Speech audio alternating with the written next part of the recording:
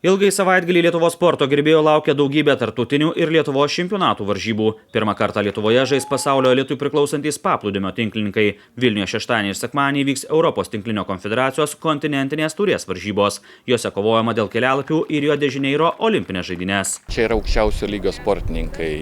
Lenkai olimpiadai pralaimėjo dėl patekimo į pusfinalį Brazilam 2-1 ir tai yra komanda, kuri gali laimėti olimpinės žaidynės.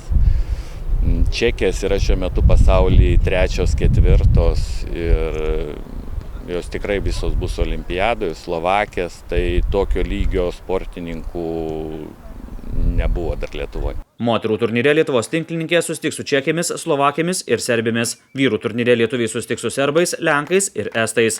Vyrų turnyro favoritai – Londono olimpiados dalyviai lenkai ir estai. Moterų turnyro favoritėmis laikomos pasaulio reitingo 10-tuke esančios čekės. Tačiau lietuvės tituluotoms varžovėms žada atkaklę kovą. Teko tik matyti, kaip čekių pirma pora žaidžia. Jos buvo olimpiadai, man atrodo, jeigu neklystu. O prieš antrą čekijos porą teko žaisti pačiom. Tai vieną kartą sužaidėm 2-1, o kitą kartą, man atrodo, 2-0 gal pralošėm. Tai negali čia spėlioti iš anksto, atvažiuos, žaisim ir bus matyti kaip kas. Aš irgi manau, kad yra čekės, nes abi komandos yra pajėgios ir labai stiprios. Viena žaidė olimpiadui, užėmė 9-16 vietą. Ir iš kitos pusės tai yra sezono pradžia ir neaišku, kas kokios formos atvažiuos. Jeigu labai gerai sužaidus, kodėlgi ne?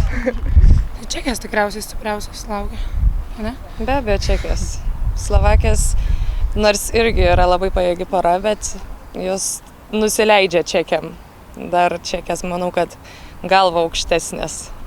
Nuo ko reiktų, kad Lietuvoje veiktų Čekija? Ar sulaukti jų blogos dienos, ar kad lietuviams būtų labai gera diena? Manau, kad tiesiog visų žiūrovų, kad būtų gera diena ir kad jie mus stipriau palaikytų.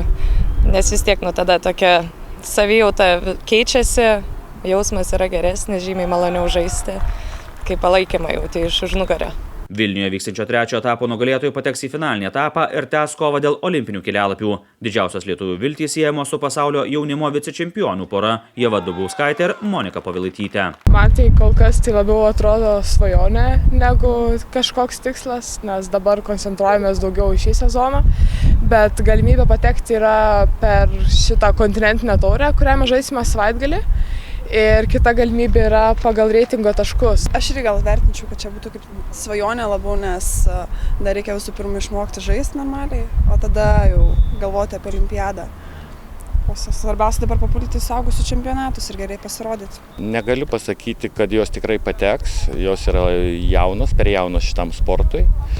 Šiuo metu jų reitingas yra neblogas, labai priklausys nuo to, kokios sportinės formos bus šiemet. Jeigu jos sužais kokius 3-4 pasaulio čempionato etapus gerai, tada kitais metais mes turėsim galimybę pakovoti dėl patekimo.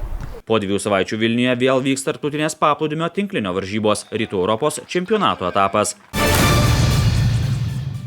Europos rankinio čempionato atrankos turnyre labai svarbios rungtynės laukia Lietuvos vyrų rinktinės. Šiandien lietuviai svečiuose susitinka su Bosnijos ir Hercegovinos rinktine.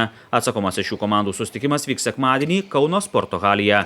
Deja, prieš dvikovą su Bosniais Lietuvos rinktinę išretino traumos. Traumuotus lyderius, kurie žaidžia užsienio klubuose, rinktinėje pakeitė Lietuvoje rungtyniaujantys rankininkai. Ar tokiu lygiu, kokį demonstruojame mes Lietuvoje, įmanoma žaisti Europoje? Sunkoka. Sunkoka dėl 2 priežasčių, kadangi nėra lėšų, klubai neturi lėšų ir nėra profesionalių komandų. O be profesionalių komandų, be profesionalaus požiūrio treniruotėse labai sunku Europoje kažką nuveikti, kadangi visos rinktinės Europos yra sudarytos praktiškai tik iš profesionalių žaidėjų. Bet mums šiuo atžvilgiu yra tikrai sunku. Europos čempionato atrankos turnyrą Lietuvos rankininkai pradėjo 2 pralaimėjimais. Svečiuose nusileido grupėje pirmaujančiai Danijos rinktiniai, namuose pralaimėjo 2 vietą užimančiai Baltarusijai. Su Danais tikrai mes sužaidėm pakankamai garbingai, galbūt rezultatas to neatspindi, bet žaidimas tikrai buvo neprastas. Su Baltarusais turėjome gerą šansą ir laimėti, kadangi jie neturėjo savo lyderio Rutenkos. Tačiau gaila, kad nepavyko. Tikrai kovėmės iki paskutinių sekundžių, bet minimalią persvarą pralaimėjome. Mes su Bosniais kausimės, kaip bus, tai bus. Bosniai mano, kad jie yra favoritai, o mes stengsimės paneigti tą tiesą. Žiūrėsime, kaip seksis. Į Europos čempionatą pateks 2 geriausios grupės komandos. Irklavimo sirgaliai savaitgalį turės išskirtinę galimybę Trakuose išvysti visus geriausius šalies irkluotojus. Kontrolinėje regatoje Galvės ežere paaiškės galutinė Lietuvos rinktinės sudėtis, kuri vyks į gegužės pabaigoje Lenkijoje vyksiantį Europos čempionatą. Taip pat bus atrinkti Europos jaunimo čempionate dalyvausiantys irkluotojai. Trakuose irkluos visi tituluoti Lietuvos irkluotojai – Mindaugas Griškonis, Donato Mašinsko ir Sauliaus Riterio bei Mildos Valčiukaitės ir Donatos Vištartaitės dvivitės. Iš viso kontrolinėje regatoje varžysis daugiau negu 70 irkluotojų. Lietuvos krepšinio lygoje prasidėjo ketvirtfinalių kovos. Antros ketvirtfinalio rungtynės vyks šį savaitgalį. Šeštadienį čempionai Kauno Žalgirio krepšininkai susitiks su Panevėžio Lietkabeliu, o Utenos Juventusas žais su Pasvalio komanda. Sekmadienį vicečempionas Klaipėdos Neptūnas viešės Alytuje ir žais su Dzūkija, o Šiaulių krepšininkai susitiks su Vilniaus Lietuvos Ryto komanda. Trečiosios ir jeigu prireiks ketvirtosios ir penktosios ketvirtfinalių rungtynės vyks kitą savaitę. LKL ketvirtfinaliuose kovojama iki 3 pergalių. Visą ilgai savaitgalį nenuobodžiaus futbolo sirgaliai. 11 A lygos turas pažymėtas komandų sugrįžimais į namų stadionus. Penktadienį po ilgos pertraukos A lygos rungtynės vyks Kauno Dariaus ir Girėno stadione. Čia Spyro komanda priims čempionato outsiderę Šiaulių Vienuolikę. Sostinėje čempionas Vilniaus Žalgiris susitiks su Klaipėdos Granitu.